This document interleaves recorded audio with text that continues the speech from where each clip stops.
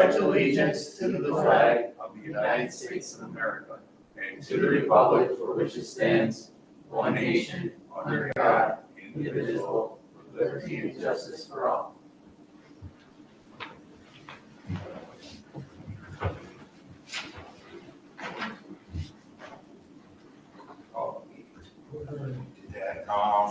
Can I get a motion? I will make a motion to dispense with the reading of the minutes. Approval of the minutes. Previous. Okay. I'll second. All those in favor? Aye. First project 555 Ludwig. As per the developer, they're asking for it to be tabled, so. Okay. I'll second it. All those in favor? Aye. 2733 William Street. For the board members, we do have Stephen Fantuzzo online representing 2733 William from Verizon Wireless. Stephen, I will open up the floor to you in a moment here for the board members. Based on the last conversation with this project, the monopole tower location on site has been shifted from the rear of the site to about the midline. And I will pull up that site plan now while Stephen gives you an update on what the changes are based on the last conversation with this board.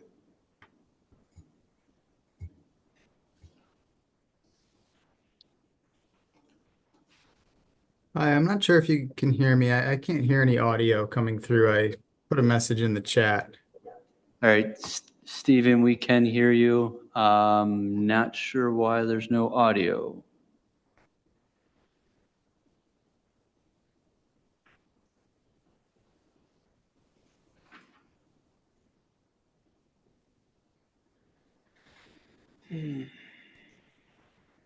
Hello?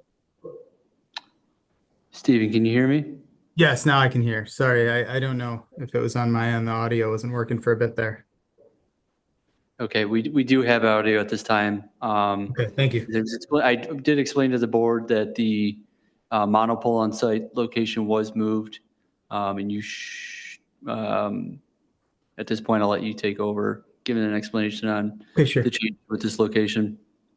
Yeah, thank you. Sorry, audio issue for a second there. Thanks, Dan. So yeah, we've been in touch with the landlord who permitted the location of the tower to be moved, as you can see on the site plan there, which is a bit to the north and east, which is going to be further from the residences.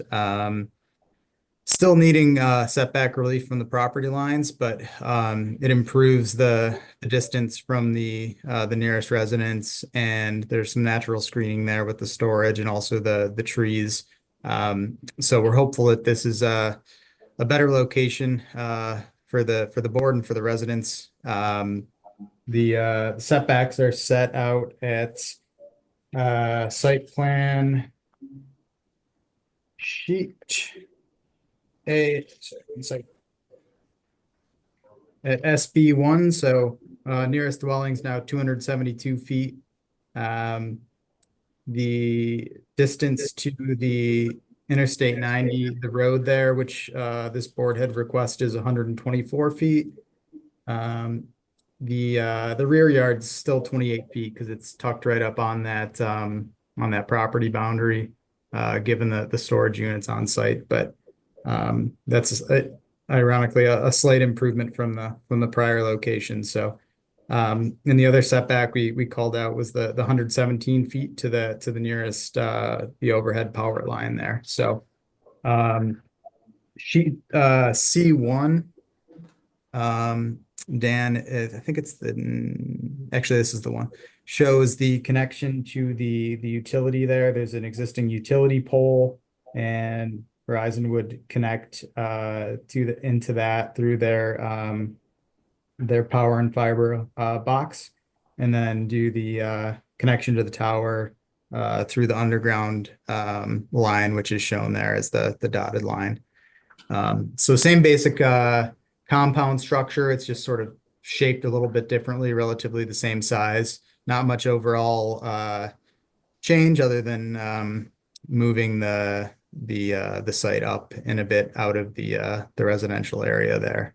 And additionally, we called out the fall zone, which is on the structural report, was in the initial submission. At Exhibit L sort of talks about the 62-foot breakpoint technology to reduce in the rare event of a tower failure, what the fall radius would be. So if there's any questions on those items or anything generally, I know Dan had submitted planner comments and happy to go through those as well. So turn it over to you guys. Thanks for the consideration. What's the distance between the power lines? The power line? Yes. That's 117 feet. So there was some discussion with our engineer whether that one's actually a dead line. It looks like, I don't know if you have potentially a Google overhead. It looks like they're existing lines that were previously used.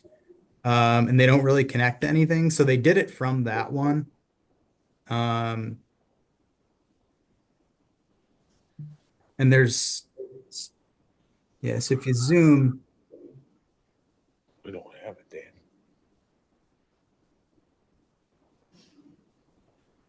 Yeah, so it looks like these wooden ones are sort of snipped. They had zoomed in and if you go up a little bit, Dan, this is the nearest one here, and it looks like these sort of don't connect anything.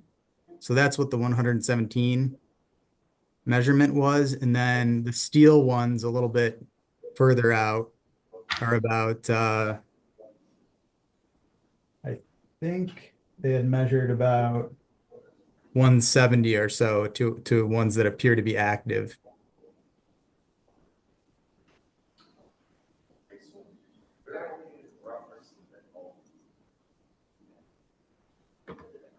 Yeah, I realized I was sharing the wrong screen. So you guys weren't actually seeing it, but the public was seeing the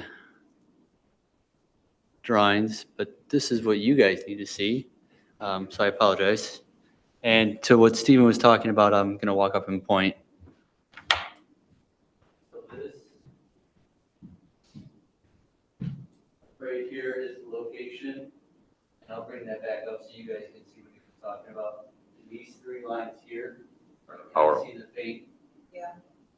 They terminate just in that green hedgerow up there, and that's what he's talking about. That his engineer team believes those two no longer be active lines, just former power lines left in place. Stephen, I was not sharing for the room on this end, the actual site plan, so I'm just going to bring that back up real quick. Okay. And then we can switch back to the aerial if need be.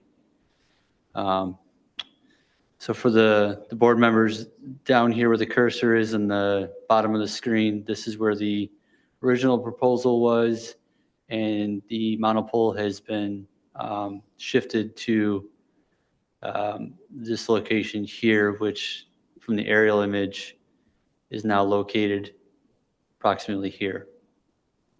Yes. I have a question. So it's 117 feet from the power line that you think is not connected, but Mhm. what's the next one?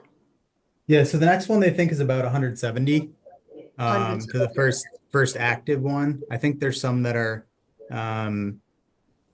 sort of snipped, I think, on both ends, but then there's those what look like the newer steel power lines. And I know this issue, I think, Dan, in your comments, you had kicked over to was it DOT? I think DOT, maybe you commented, but I think there was going to be an agency looking at this as well. So I'm not sure if they've had a chance to review yet or raise any issues. The Thruway Authority was advised as part of the general municipal referral. I have not received any response at this time.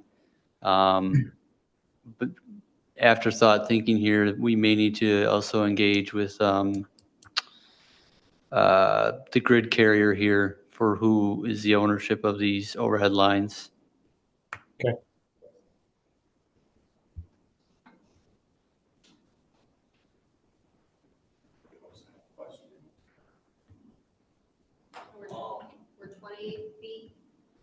from the rear of the property line? I'm sorry, was the, We were Question? 28 feet from the property line?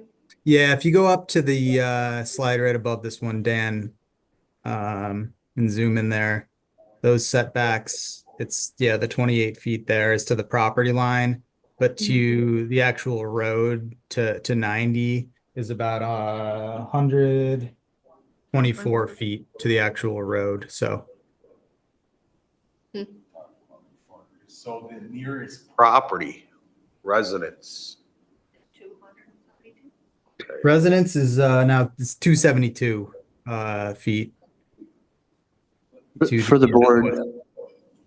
keep in mind that while the residence may be 272 feet away, the code does talk that the setback is from parcel line to parcel, or from the structure to parcel line.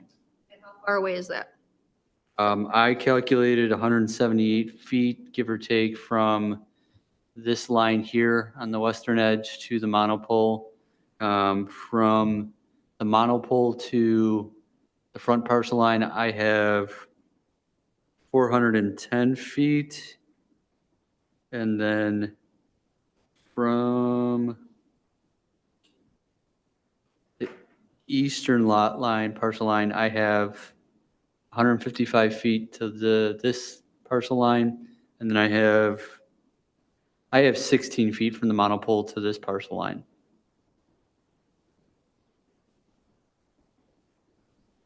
Okay, our Which it could be a difference in scaling. I mean, I was scaling the electronic copy. I can take a look at the paper copy and scale off of that. sure, yeah, I think our nearest to that rear side would be 28 feet. But yeah, they're all set on that SB1 slide that you're looking at now. Are the measurements that our engineer team had taken. And the tower still at 124 feet? Still, yes, 120 tower height, and then there's a 4-foot small lightning rod on top, which supports the center line antenna at 115. We had previously submitted, I believe it was in our February submission, the height justification, sort of showing the drops in coverage if the height was reduced. It's already a pretty modest sized tower compared to the normal sizes, which can go, 170 to 190 range. So I'm not sure how much, they're able to. I think there's substantial drop offs once you get a little bit lower. And just given the search ring in the target area to hit portions of 90 here, there really were just these couple of parcels, and National Grid was not interested, and then Public Storage was interested, but their parcels, as you can see, is an odd shape and is already has the storage units on it, so there's really limited space. So it's our hope that this is a good compromise further from the residences, but still with sufficient setbacks to actual buildings.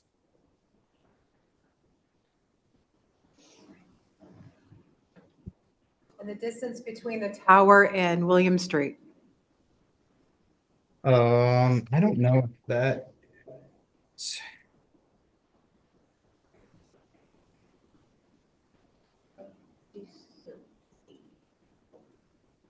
I don't know if we have that number on the plan. Can get you that.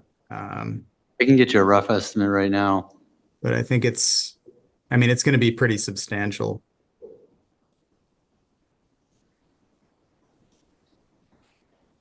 Okay, so the 410 I must have pulled from this, the closest parcel line, which was the line right here. Getting to a rough estimation of where the William Street parcel line is, you're looking at about 825 net feet.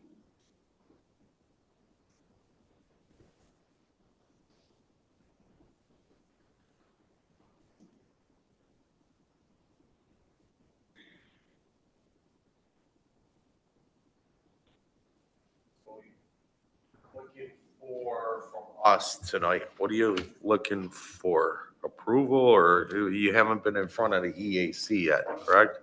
We've been doing joint meetings. We ultimately would need, town board approval. So we would need a recommendation from you, to, to the town board, as I believe the process would be. And then also EAC would do the same. And I think that meeting is on this month's, agenda in a couple of weeks as well. So we've been kind of, doing them in tandem. We submitted an updated EAF. There's not much change, just, some numbers as well, but we wanted to get that in. I think the development numbers changed by maybe a very small acreage amounts, but, just to get that updated. So they'll have Something to that. keep. They'll have that. Sorry, Stephen, I didn't mean to cut you off. This is Dan Young speaking for the record. To keep in mind for the planning board, there are 2 points of nonconformity, one being the fence height is listed at 7 feet. We're only allowed a max height of 6 feet within the town. And then alternately, the setback there is non-compliant with the code requirements per this chapter.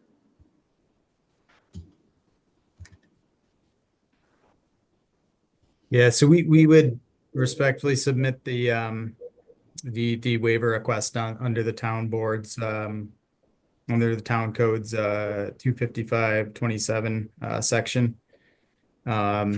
Particularly with the fence, given that it's only 1 foot difference. It's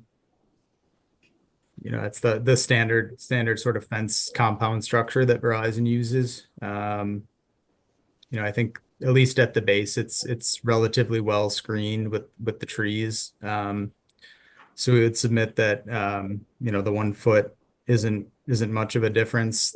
We did remove the barbed wire from the plans per this board's comments. And then also the setbacks, as we discussed, it's just a difficult parcel size. So there's really just only certain options, short of putting it right in the middle between storage units. It's difficult to meet, those setbacks in certain areas. And, even backing up further, the search area here, which is driven by the RF engineering, really limited it to just a couple of properties, in order to site the tower to fill this gap. So, we would respectfully also, seek the waiver request, as to those setback, issues there.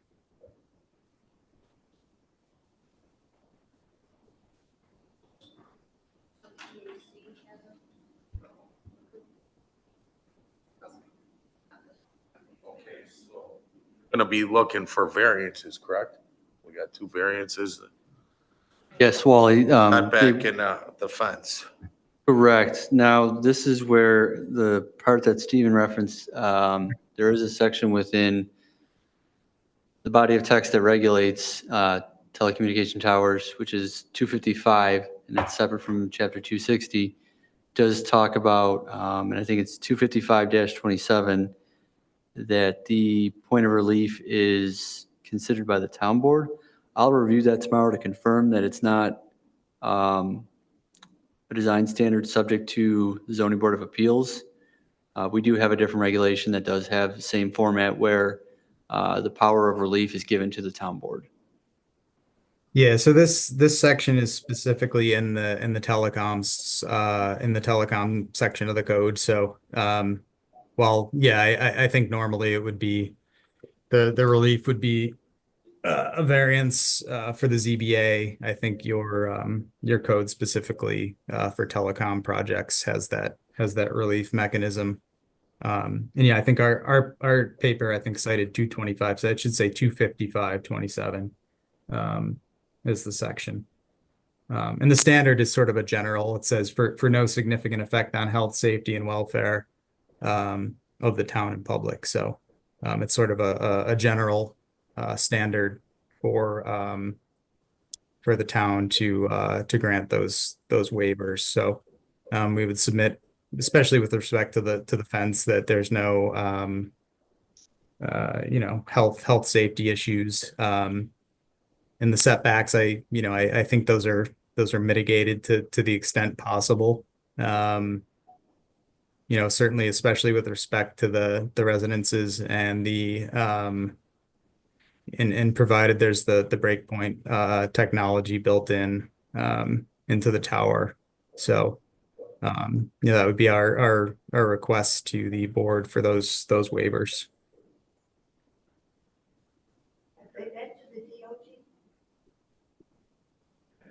Yeah, though you said you're waiting for feedback from the DO or New York State, correct? I believe Dan forwarded comments from the DOT. I believe there was no further action required on their end, if I read that correctly. Stephen, I can answer that. You are correct on that. The DOT does not have any comments, but they're the operator of William Street, whereas the right-of-way that's adjacent on the east is the Thruway Authority, and there's not been any comment received from them at this time. The referral, based on the alterations, was sent out on the 4th of this month, and I believe the same timeline applies of 30 days for that referral to receive comment under general municipal law. And Thruway Authority was going to be looking at the power lines, right, Dan?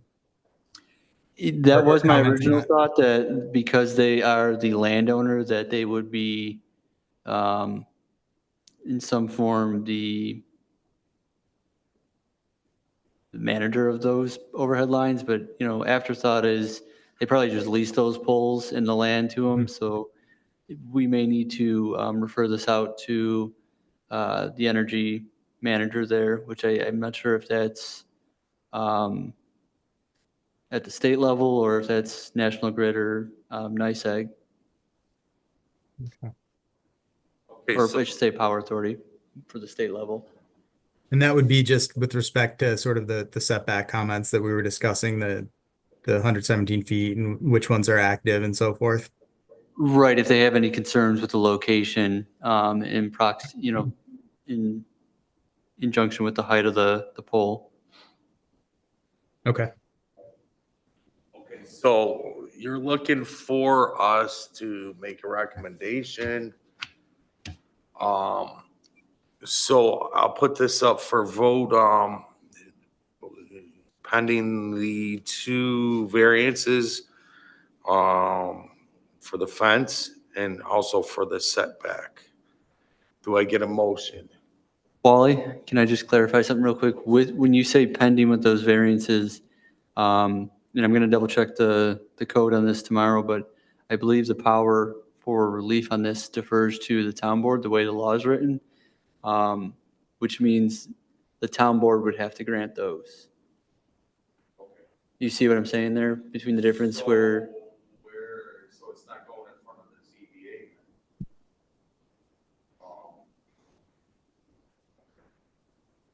So we're just looking for a motion. I'm just saying, I don't know how you want to word that. I understand your concern there. You could, if you want them to return, if the town board doesn't grant them relief, but that's something you might want to consider, that it wouldn't be the ZBA, from my understanding on Okay. today's conversation, that with that part of 255, that would change how this typically would go forward. So should we wait for the DOT? Well, you wouldn't be waiting for the DOT. The DOT's already issued comment. It's the Thruway Authority that hasn't issued comment, and then the other part here would probably be the Power Authority for comment for the overhead. Can we even vote on it at this point then? I mean, That's can we, There's no recommendation on the secret determination at this point, and because it is a special use permit, it would also be subject to a public hearing as well. That's one thing that we did overlook here tonight. I mean, so can we table it until we get the seeker, the public hearing and the results from Hearing comes. public after. hearing and then the throughway and the DOT? The public hearing comes after. Well, so the for public the- hearing, I mean, you guys can make a call to a public hearing prior to issuing a recommendation. I would do that, so I mean, I would table it until, because there is no seeker. I think a public hearing would be, Perfect. Okay. then the throughway and the DOT and getting, because right now we don't know if those lines we think are dead, but we don't know. The only one we know about is the steel one. That's the only one we know about. Right, so I would wait until we get, I would want to know if that's a live, yeah, and I would want to know what the DOT says because it's only either 16 or 28 feet from the rear of that property. Well, here's the question. So- Have what's it called, meeting a public hearing? Or do we have to make it? See, that's the gray area. I'm not the legal expert, but I don't see why not. Okay. You take public Comment into consideration to your ruling. Okay, this is what we're gonna do. I'm gonna ask for a motion to table this pending public hearing. Okay, do I get a? I'll second that. Aye. Okay. Yeah, okay. All those in favor? Aye. Okay, motion tabled. Okay, so just so I'm understanding procedure, so we're gonna, is public hearing gonna be scheduled for the next the May meeting, and then hopefully in the interim, we have heard from Thruway Authority and then the grid carrier? Stephen, so based on this ruling, the board has tabled the item at this time. Your call for public hearing would be on the agenda, and that'd be the 22nd of this month. If the town board were to approve that, your public hearing would be heard in the first meeting of May, which is the Oh, I second Tuesday. Okay, so the public hearing is before this board? No, Possibly. Or is that town board? Sorry, So no, it's before it's before the town board. okay, But the public hearing itself, if the timeline works out, may actually be held before the next planning board. I see. Okay, so it would be town board public hearing, and then Correct. based on comments there, we would discuss any other further site plan issues here. Correct. Okay. And what is the date for the town board meeting, Dan? The next one is the 22nd of this month, and there would be a resolution filed for the call to public hearing. And that would be we're looking at April 13th or May 13th. Sorry, we're in April. May 13th would be the tentative public hearing if approved by the town board. Okay. okay, we're all set, right? Motion to adjourn? Second that.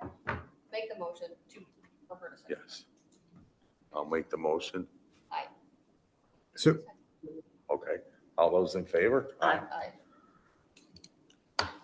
Okay. So you have to wait for them to call for the public hearing, right? Okay. You had one more question. The board did adjourn at this time, but is it something I can answer offline tomorrow? sure. Yeah, I just wanted to make sure I understood the schedule. I can shoot you an email. Yep. We can follow up offline tomorrow about that, okay? Okay, thank you. Thanks, Yep. everyone.